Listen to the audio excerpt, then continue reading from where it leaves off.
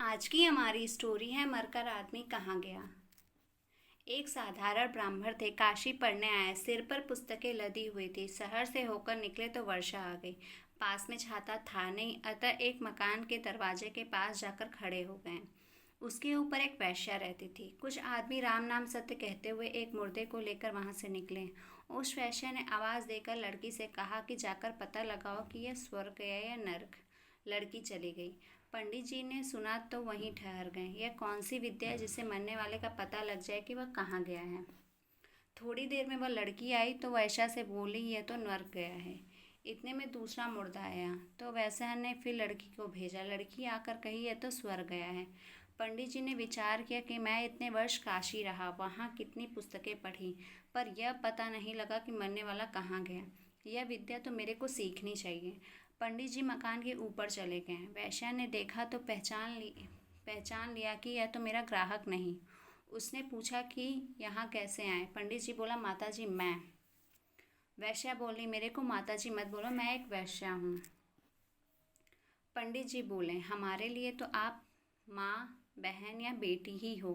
वैश्या बोली, क्या बात है। पंडित जी ने कहा, तुमने लड़की से कहा कि जाकर पता लगाकर आओ मरने वाला कहाँ गया है, तो उसने आकर कहा एक नरक में गया, एक स्वर्ग गया। यह क्या विद्या है, मैं जानना चाहता हूँ। वैश्या ने उस लड़की को बुलाया और कहा कि महाराज को बता, तू कैसे परीक्षा कि यह नर गया है या स्वर्ग। वह कहने लगी कि महाराज, वे मुर्दे लिए जा रहे थे तो मैंने उनसे पूछा कि यह कहाँ से आया है, किस मोहल्ले का है। फिर मैं पता लगाकर उस मोहल्ले पहुंची तो लोगों को रोता देखकर पता लगा कि इस घर का आदमी मरा है। उनके पड़ोसियों के घर जाकर सुना तो लोग कह रहे थे कि वह आदमी मर गया तो निहाल हो गया। वह सबकी चुगली करता था, चोरी करता था, लड़ाई करा देता था, झूठी गवाही देता था। वह बहुत दुखी देता था। मर गया तो अच्छा हुआ, आफत मिटी। ऐसी बातें मैंने कई घरों में सुनी तो आकर कहा कि वह नर गया है।